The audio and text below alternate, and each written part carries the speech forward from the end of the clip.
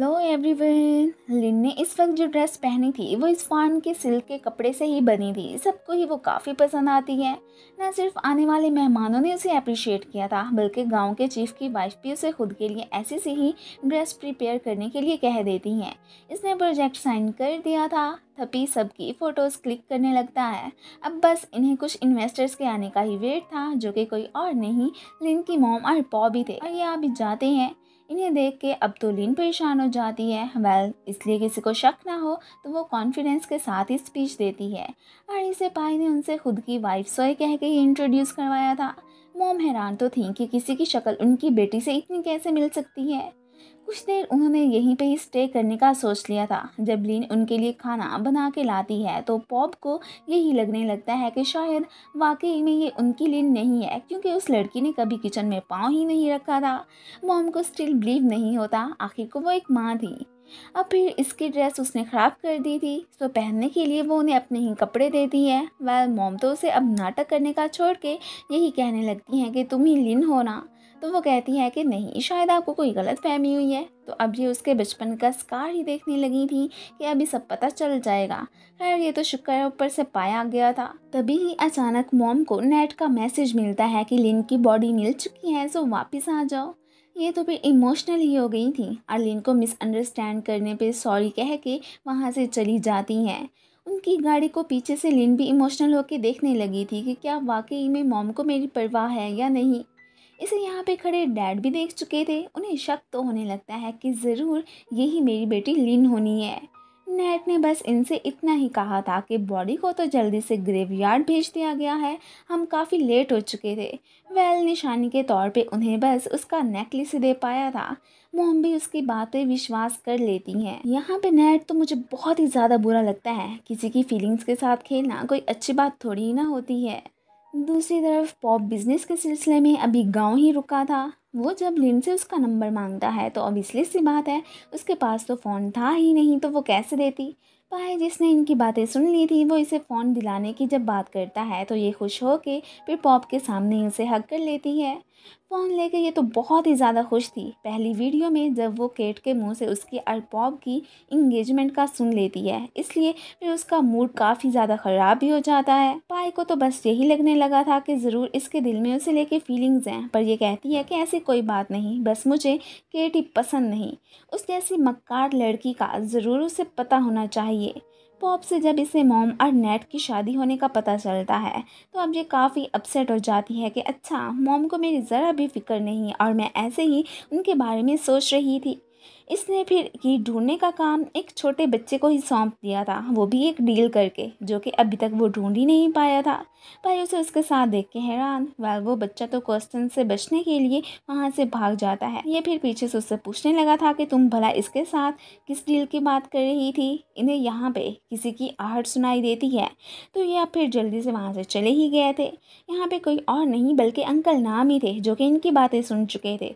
तो वो बच्चे के मुंह से ये उगलवा ही लेते हैं कि लिन को एक की तलाश है। उसने तो फिर इस बारे में पाई को भी ना ही बताने का कह दिया था कि मैडम ने मुझे किसी को भी ये सब कहने से रोका था। मॉम चाहती थी कि थोंग काम के बहाने से पॉप के साथ डेट पे जाए। वो तो फिर लिन को ही कंपनी देने के लिए साथ ही लेके आ गए होते हैं। लिन तो जानती थी कि पॉप को एक तो स्विमिंग करनी नहीं आती, ऊपर से बोट में बैठने से भी इसे डर लगता है। तब तो फिर से हीरोपंती दिखाने के लिए आ ही चुका था। बेचारी थोंग को पानी में ही गिरा बैठता है। उसे फिर डूबते देख के पॉप डर के मारे लिन को ही हक कर लेता है। अब तो थप को इसने जोर का थप्पड़ भी मार दिया था कि तुम्हें ज़रा भी शर्म नहीं है। इसकी फ़ोटोज़ तो फिर यहाँ पे गांव वाले क्लिक कर लेते हैं कि ये तो पाई की वाइफ ही है ना। इसलिए सब लोगों ने उनके चक्कर चलने की गॉसिप्स करनी ही स्टार्ट कर दी थी। अब जाहिर है सैंग भी यहीं रहती है, सो इसलिए उसे भी इस बारे में पता चल जाता है। पाई को तो पॉप से बहुत ही ज़्यादा जलन होती है। उससे तो इन दोनों का साथ होना बिल्कुल देखा ही नहीं जाता। सैंग ने भी लिन को फिर काफ़ी सारी बातें सुना दी थी। पाई अपना गुस्सा फार्म में आके ही निकालता है। सभी एम्प्लॉयज़ परेशान कि इससे क्या हो गया। इवन की रात को घर जाने के बजाय वो तो इन्हीं के साथ मिलके यहीं पे ड्रिंक ही करने लगा था। ऊपर से लिन उसे लेने के लिए आ जाती है कि आधी रात हो चुकी है, तुम यहाँ पे क्या कर रहे हो। जब वो जाने के लिए नहीं मानता तो वो सब कुछ ख़राब करके उसे ज़बरदस्ती ही लेके जाने लगी थी। साथ में इसे चिढ़ाने भी लगती है कि कहीं सच में तुम्हें हस्बैंड वाली जलन तो नहीं हो रही ना। तो वो कहता है कि हाँ, और साथ में उसे फोर्सफुली किस भी कर लेता है। वो जब इसे बैक थप्पड़ मारती है तो ये सीन मॉम डैड भी देख के एकदम शॉक। मॉम तो काफ़ी गुस्सा ही करने लगी थी कि उस लड़की की मेरे बेटे को थप्पड़ मारने की हिम्मत भी कैसे हुई।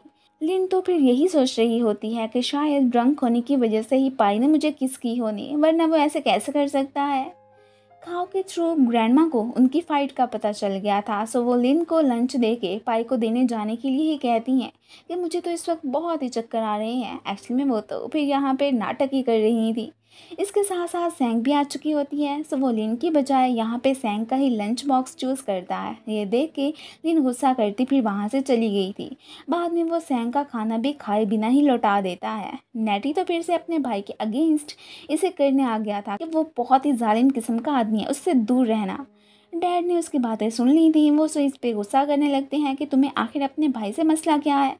पाई आके उन्हें इसे डांटने से रोकता है। असल में नेटी मॉन को पसंद करता था और वो भी इसे।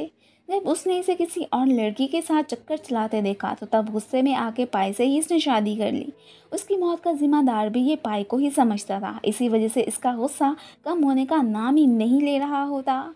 एक तो लिन ने नेटी की बातें सुन ली थी, ऊपर से पाई को गुस्से में देख के एकदम शौक ही रह जाती है। इवन के हट में से किसी के चीखने की आवाज़ें सुनने के साथ साथ उसे तो ज़ख्मी हालत में बाहर निकलते भी देख लेती है। अब इसे यकीन हो चुका था कि ज़रूर ये सीरियल किलर ही होना है। पाई के हाथ पे खून बहता भी देख के ये तो बहुत ही ज़्यादा डर जाती है। इसे भागते हुए यहाँ से पाई भी देख के हैरान कि इसे क्या हो गया। घर पे भी चेंज करने के लिए जब वो शर्ट उतारता है तो इसका डर के मारे बुरा हाल कि कहीं ये मुझे तो नहीं मारने वाला। वो फिर इसे देख देख के ही परेशान हो रहा था कि कहीं ये पगला तो नहीं गई जो मुझसे इतना डर रही है। ये फ्रेंड के साथ रहने के लिए होटल ही आ चुका था। इन्हें पाव के करतूतों का भी इल्म हो चुका होता है कि वो तो गांव वालों के लिए बस खराबियां ही पैदा कर रहा है और कुछ नहीं। ग्रैंडमा लिन को पाई को लेने के लिए भेजती हैं कि उसके जाने से लोग और ज़्यादा बातें बना रहे हैं। आखिर तुम्हें अपने रिश्ते को बचाना चाहिए। पाओ के आदमियों ने ना सिर्फ इसके फ्रेंड को मारा था बल्कि वो खुद अपने कामों से दूर रहने के लिए वार्न करने पाई के पास ही आ चुके थे। साथ में इस पे काफ़ी ज़्यादा गुस्सा भी करने लगते हैं। अंकल नाम उन गुंडों से फाइट करके इसके फ्रेंड को बचाते हैं। उन्हें भी पाओ अब एक आंख नहीं भा रहा था कि इसका कुछ तो करना पड़ेगा, वरना ये तो दिन ब दिन बस हाथ से ही गुजरता जा रहा है। थॉन्ग को रॉब के साथ देख के थब बहुत जेलिस फील करने लगता है। ऊपर से केट मैडम भी आ चुकी थी। वो तो थॉन्ग को यहाँ पे थप्पड़ी मार देती हैं कि तुम मेरे फियांसी के साथ क्या कर रही हो। लिन जो कि ये सब कुछ देख चुकी थी आके केट की खूब दुर्गत बना देती है। असल में वो तो यहाँ पे अपना गुस्सा भी कुछ निकाल रही थी। पॉब और केट को साथ देख के सैंग को पता चल जाता है कि एक्चुअली में ये तो फिर पॉब की फियांसी है।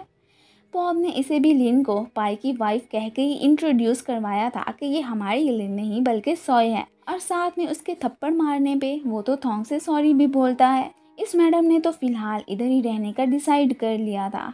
एम्प्लॉयज़ जब पिग्स ले जाने की बात करने पाई के पास आते हैं तो लिन को अपनी पेट लेडी की फिक्र होने लगती है, इसलिए जल्दी से वो तो फिर उसे देखने ही जाने लगती है कि कहीं इसने उसे मार तो नहीं दिया।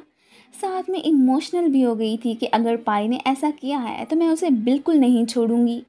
और फिर इसी के साथ ही ये पार्ट ख़त्म हो जाता है। Thanks for watching.